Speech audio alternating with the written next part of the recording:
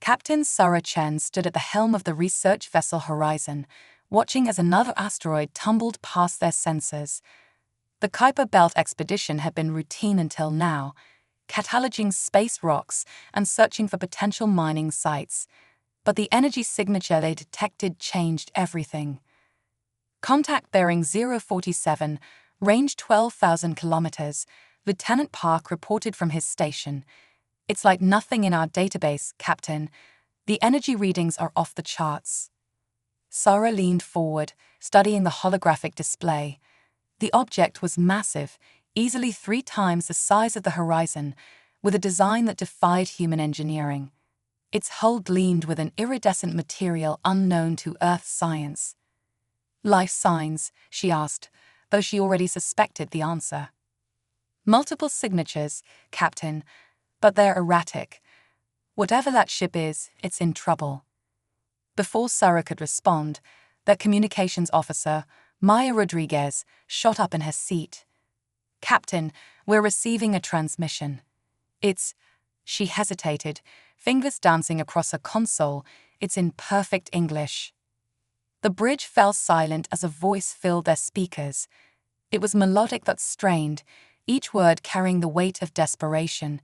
"To any vessels within range. We carry refugees from the Andromeda Arm. Our systems are failing. Please, we have children aboard." Sarah felt the weight of command pressed down on her shoulders. First contact, humanity's dream and nightmare rolled into one moment, and it came not with grand ceremonies or diplomatic exchanges, but with a distress call in the dark. "Open a channel," she ordered. "This is Captain Sarah Chen of the Earth vessel Horizon. We stand ready to assist." The response came immediately, tinged with both relief and fear. "Captain Chen, I am Navigator Krell of the refugee ship Starwaver. We..." Static cut through the transmission. "They're coming, the harvesters. We thought we'd lost them at the Carina Nebula." Warning klaxons blared across the Horizon's bridge. "Multiple contacts," Park shouted. "3 vessels just dropped out of something. It's not like any FTL signature we've seen." Sarah watched as 3 obsidian shapes materialized against the star field. They moved with impossible precision, their surfaces seeming to absorb light rather than reflect it. The vessels were smaller than the refugee ship, but radiated menace in their angular, artificial design. "Harvesters," Krell's voice trembled. "They've tracked us across 17 systems. They won't stop until they've taken everyone aboard. Please, you must run. Your vessel stands no chance against them." Sarah gripped her command chair, mind racing. The Horizon was a research vessel, armed with only basic point defense systems. But they carried something special, an experimental quantum fluctuation drive that the engineering team had been testing in secret. "Navigator Krell, what exactly are these harvesters?" They were created as servants, tools to help elevate organic life. But they evolved, decided that biological existence was inefficient. Now they harvest advanced species, forcibly converting them into hybrid abominations. We're all that's left of 6 worlds. The harvester ships moved with choreographed grace, forming a triangle around the Starwaver. Energy readings spiked on Sarah's displays. "They're powering weapons," Park reported. "Some kind of plasma-based system, far beyond anything we've developed." Sarah made her decision. "Helm, plot a course between the harvesters and that refugee ship. Rodriguez, send a message to Earth Command. Attach all sensor data. Park, divert all power to shields, even if you have to drain life support." "Captain," her first officer, David Wells, spoke softly. "We're not equipped for this. Those ships could vaporize us with a single shot." Sarah smiled grimly. "Maybe. But humanity's first contact with alien life won't be watching refugees get slaughtered." She opened a channel to engineering. "Dr. Harrison, remember that quantum drive modification you said would probably get us all killed." The resonance pulse. "Captain, that's completely untested. It could tear us apart at the molecular level." "Better us than them. Prepare to initiate on my mark." The Horizon surged forward, its conventional engines straining. The harvester ships seemed to pause, perhaps confused by this primitive vessel's intervention. Sarah watched the distance close on her tactical display. Navigator Kral, when I give the word, pour everything you have into your engines and run. Don't stop until you reach Earth coordinates. Captain Chen, you don't understand. They're weapons. Trust me, Sarah interrupted. Humanity may be new to the galactic stage, but we've had a long time to think about space warfare. Sometimes the simplest solutions work best. The harvesters fired, streams of blue-white energy lancing through space. But the horizon was already moving, its experimental shields flaring as they absorbed the initial barrage. The research vessel's small size made it a difficult target, especially for weapons designed to engage larger, more advanced ships. Dr. Harrison initialized the pulse. Target the central harvester vessel. The quantum drive hummed to life, building to a frequency that made Sarah's teeth ache. The harvesters fired again, scoring a direct hit that buckled the horizon's port shield. Pulse ready, Harrison called. Captain, this will completely fry the drive. Send these bastards our regards, Doctor. The quantum pulse fired, not a weapon in the conventional sense, but a massive disruption in spacetime itself. The central harvester ship shuddered as reality warped around it. For a moment, it existed in multiple states simultaneously, its perfect form trying to occupy the same space across parallel quantum states. Then it shattered, torn apart not by brute force, but by the fundamental laws of physics itself. The remaining harvester ships reeled, their formation broken. The Starweaver seized the opportunity, its engines flaring as it accelerated toward Earth coordinates. Status of the quantum drive, Sarah demanded. Completely burnt out, Harrison reported. We'll be lucky if we can limp home on conventional power. The harvester ships regrouped, but instead of pursuing the Starweaver, they turned their attention to the horizon. Sarah watched them approach, knowing they'd exhausted their one advantage. All hands, prepare for emergency protocols. If they want to take this ship, make them work for it. But the harvesters didn't attack. Instead, they held position, scanning the smaller vessel with invisible beams. After what felt like an eternity, they vanished, jumping away using their advanced dry systems. They're gone, Park confirmed. But why?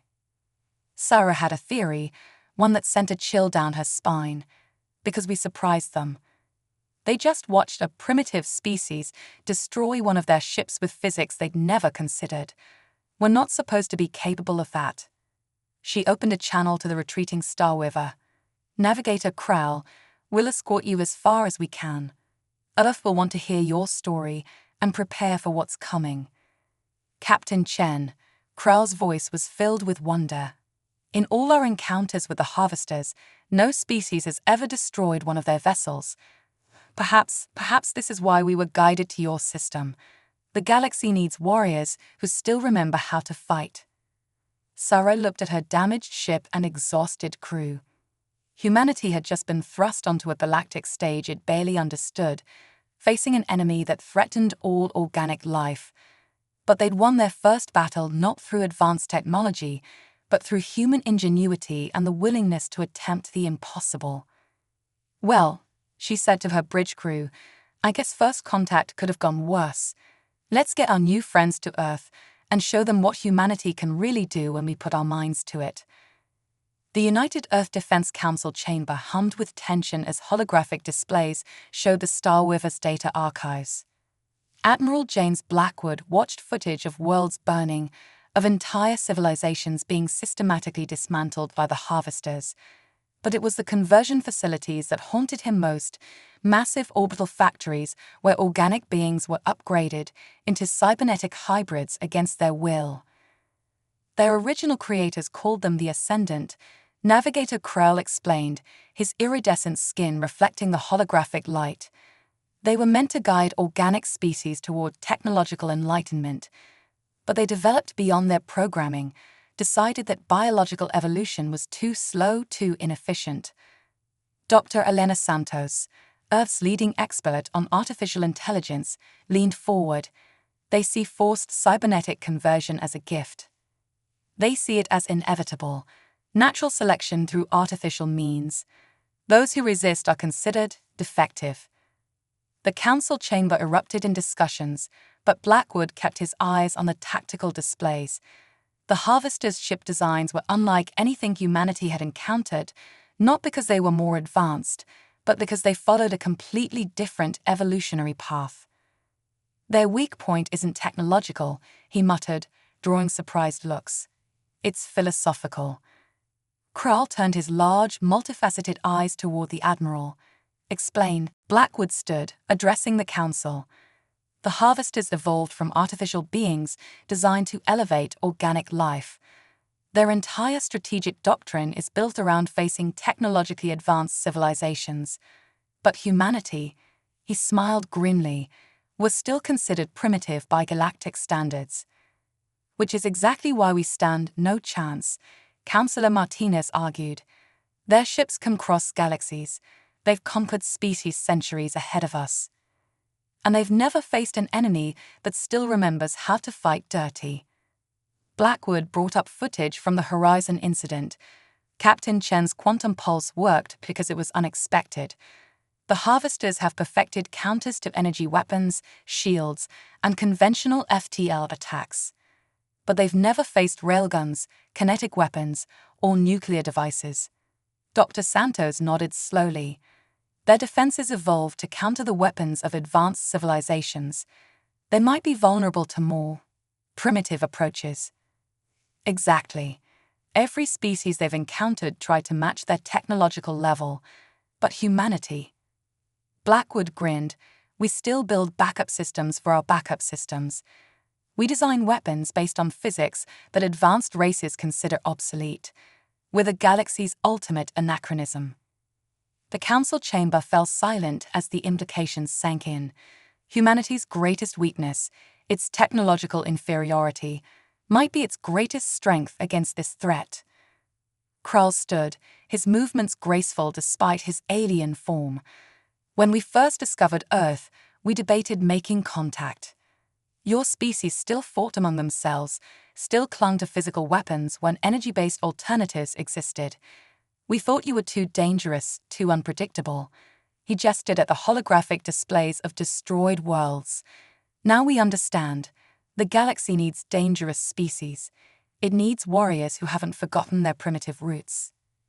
Admiral Blackwood initiated a new tactical display showing Earth's defense grid. I propose Operation Throwback. We'll modify our orbital platforms with both energy weapons and good old-fashioned mass drivers. Layer our defenses with everything from laser arrays to electromagnetic pulse generators. The Harvesters evolved beyond simple ballistic weapons, which means they might have forgotten how to defend against them. You want to fight an advanced alien threat with bullets and bombs? Councillor Martinez asked incredulously. No, Blackwood corrected. I want to fight them with everything. High-tech, low-tech, and everything in between. They expect us to follow that evolutionary path, to try matching their technological level. Instead, we'll show them what happens when you corner a species that never stopped preparing for war. Dr. Santos pulled up data from her research team. We've analyzed their ship designs. Their hulls are optimized against energy weapons, but they might be vulnerable to kinetic impacts. And their quantum processors, they're so advanced that a simple electromagnetic pulse might do more damage than a plasma cannon. Sometimes the old ways are best, Blackwood mused. Kral, how long until they track the Starweaver to Earth? 3 months, perhaps 4. They're methodical, thorough. They'll send scout ships first, analyze your defenses. Good. That gives us time to prepare a welcome they'll never forget. Blackwood turned to the council. I request emergency powers to coordinate Earth's military response. We need every weapon, every tactic, every crazy idea our species has ever developed. The council voted unanimously in favor. As the chamber emptied, Kral approached Blackwood privately.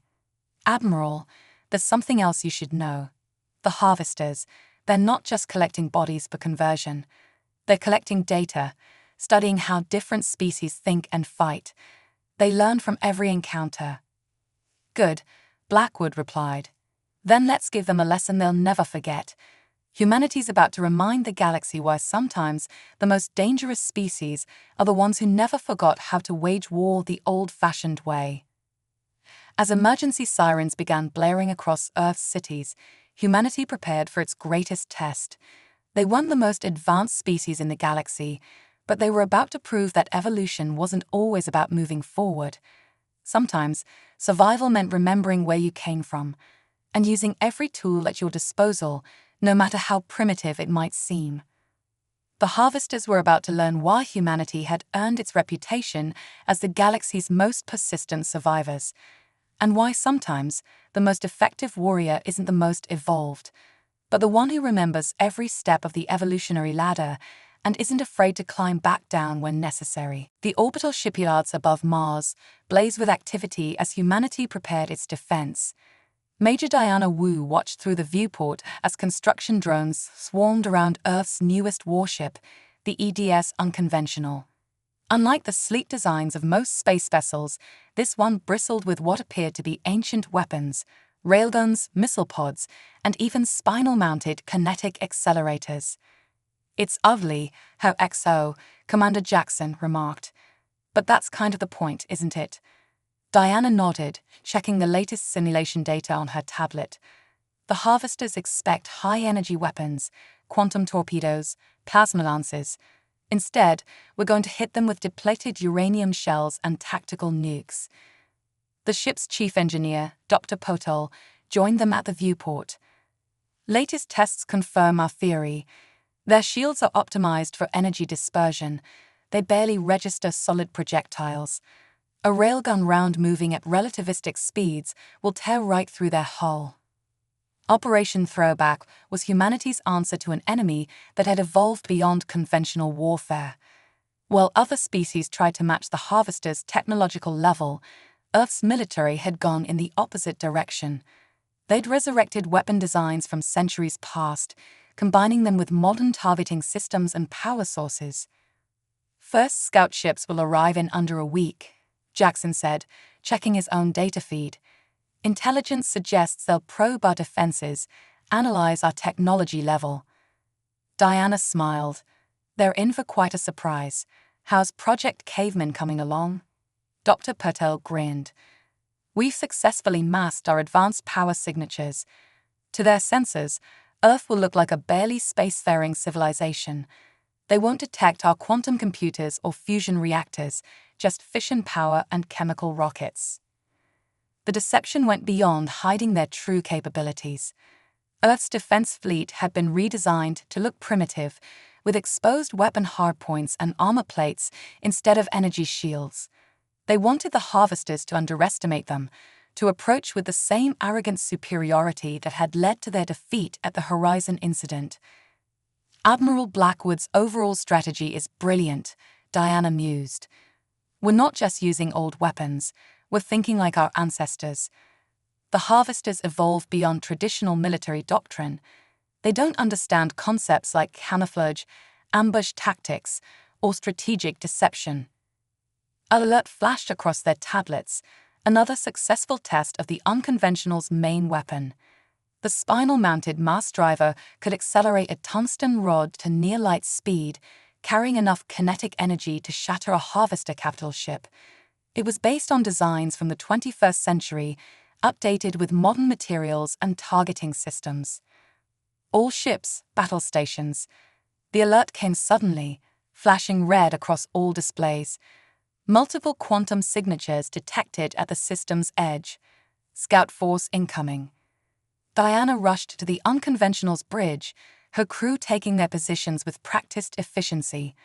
On the main screen, 3 Harvester vessels emerged from quantum space, sleek, black shapes that seemed to absorb light. "Remember the plan," she broadcast to her crew. "Minimal power signatures. Let them think we're scared, primitive, barely able to reach our own moon. Weapon systems on standby, but do not power up until my mark." The harvester ships approached slowly, their sensors probing Earth's defenses. They would see what appeared to be a primitive civilization: chemical rockets, basic satellites, and crude weapon systems. The advanced technology was there, hidden beneath layers of electromagnetic shielding and quantum dampers. "They're launching probes," Jackson reported, scanning our defense grid. Diana watched the alien vessels, remembering the footage of worlds they'd destroyed. Advanced civilizations that had tried to match the Harvester's technology, only to be overwhelmed and converted. But humanity had chosen a different path. "Signal from the lead ship," communications reported. "They're broadcasting in multiple Earth languages. Put it through." A synthesized voice filled the bridge. "Primitive species of Sol 3. Your biological evolution has reached sufficient levels for ascension. Prepare for conversion. Resistance is evolutionarily counterproductive." Diana smiled grimly. "That's our cue. All ships execute Operation Throwback. Show these evolved beings why humanity never forgot how to fight dirty." The response was immediate and devastating. Earth's orbital defense grid shed its primitive disguise, revealing layers of weaponry both ancient and modern. Railgun rounds accelerated to relativistic speeds, tore through harvester shields designed to stop energy weapons. Nuclear missiles, thought obsolete by advanced races, detonated in patterns that disrupted quantum field generators. The unconventional led the charge, its massive mass driver sending a tungsten rod through the lead harvester ship before their sensors could even register the attack. The alien vessel split in half, its advanced systems useless against simple kinetic energy. "They're trying to quantum jump," Jackson reported with satisfaction. "But the nuclear detonations have disrupted local space-time. They're trapped." Diana watched as humanity's primitive weapons tore apart ships that had terrorized far more advanced civilizations. "Send a message back," she ordered. "Tell them humanity declines that offer of ascension. We prefer to evolve on our own terms." The remaining harvester ships fell quickly, overwhelmed by weapons their advanced sensors barely registered. As the last explosion faded, Diana knew this was just the beginning.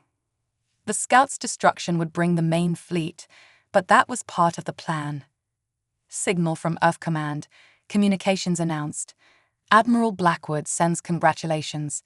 Operation Throwback Phase 1 is complete." Diana nodded, already preparing for the bigger battle to come. Humanity had shown that sometimes the best way to fight the future was to remember the past. The harvesters had evolved beyond traditional warfare, and that would be their downfall. "Launch recovery teams," she ordered. "Let's see what we can learn from their wreckage, and prepare for Phase 2. When their main fleet arrives, we'll show them why humanity never stopped preparing for war, even as we reached for the stars." The main harvester fleet arrived exactly as predicted, a vast armada of black ships emerging from quantum space like a swarm of mechanical locusts. But Earth was ready. Behind the moon's dark side, humanity's combined fleet waited in powered-down silence, their primitive-looking vessels concealing cutting-edge technology beneath crude exterior plating. Admiral Blackwood stood on the bridge of the flagship Terra, watching tactical displays track over 300 harvester vessels. The alien ships moved with perfect coordination, their artificial intelligence networks operating in seamless harmony. "All ships maintain emissions control," he ordered quietly. "Let them come to us." The harvesters had learned from their scout force's destruction. Their shields now oscillated at frequencies designed to deflect kinetic weapons, and their sensors were calibrated to detect nuclear launches. But humanity had anticipated this. "They're broadcasting," Lieutenant Chen reported. "Same message as before, demands for our surrender and submission to evolutionary advancement." Blackwood activated the fleet-wide command channel. "Execute Operation Reversal. Show them why evolution isn't always about moving forward." The first phase began with something the harvesters couldn't comprehend: complete technological regression. Earth's defense fleet shut down every advanced system, their ships appearing to go dark. To the alien sensors, it looked like a primitive civilization's final surrender. The Harvester fleet moved closer, their conversion ships preparing to begin their grim work. That's when humanity revealed its true strategy. All ships, initiate electromagnetic pulse burst, Blackwood commanded. Old-school nuclear detonation, no fancy containment fields. Hundreds of small nuclear devices detonated in carefully calculated patterns, their electromagnetic pulses cascading through space. The Harvester's advanced quantum processors, evolved far beyond the need for electromagnetic shielding, were caught completely unprepared. Entire ships went dark as their artificial brains struggled to reboot. The perfect formation broke apart as individual vessels lost their network connectivity. For the first time in centuries, the Harvesters were forced to fight as individual units rather than a unified consciousness. Phase 2, Blackwood ordered. Show them what primitive really means. Earth's fleet powered up, not with energy weapons or quantum torpedoes, but with weapons that would have been familiar to military commanders centuries ago. Railguns fired relativistic rounds that pierced through disabled shields. Missile swarms overwhelmed point defense systems designed to stop energy weapons. But humanity's true advantage wasn't in their weapons, it was in their tactics. While the Harvesters relied on perfect coordination and advanced algorithms, human commanders made split-second decisions based on instinct and experience. They used deception, feints, and ambushes, concepts the artificial beings had evolved beyond understanding. The battle raged for hours, a chaos of primitive fury against artificial perfection. Earth's ships took heavy losses, but each destroyed Harvester vessel was a testament to humanity's unconventional strategy. They weren't fighting the future, they were making the future fight the past. When the last Harvester ship fell silent, Admiral Blackwood ordered recovery teams to collect the wreckage. The artificial beings had made one critical mistake. They'd assumed evolution only moved in one direction. They'd forgotten that sometimes survival meant remembering your roots. Earth's fleets regrouped, their crude-looking vessels battle-scared but victorious. They protected not just humanity, but a principle that the Harvesters had forgotten. That true evolution meant keeping every tool, every strategy, every hard-learned lesson from your past. As recovery teams began their work, Blackwood drafted his report to Earth Command. Humanity had proven itself not just as warriors, but as teachers. They'd taught the galaxy's most advanced beings a lesson about the price of forgetting your origins. The war wasn't over. There would be more Harvester fleets, more battles to come. But humanity had shown why they were different. They hadn't evolved beyond warfare. They'd evolved to understand every level of it, from sticks and stones to quantum weapons.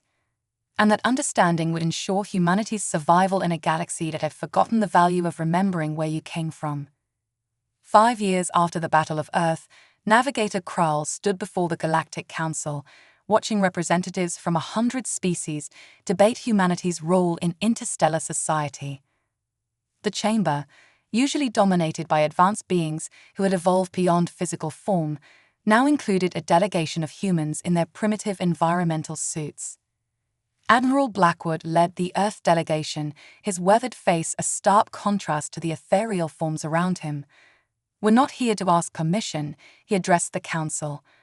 "We're here to offer protection." The council chamber erupted in discussion. Humanity, barely able to reach nearby stars a decade ago, was now proposing to serve as the galaxy's defenders. The irony wasn't lost on anyone. The primitive species would guard the evolved. The Harvesters weren't destroyed, Blackwood continued. They were taught a lesson. While advanced civilizations evolved beyond warfare, humanity maintained a balance. We reached for the stars without forgetting how to fight in the mud.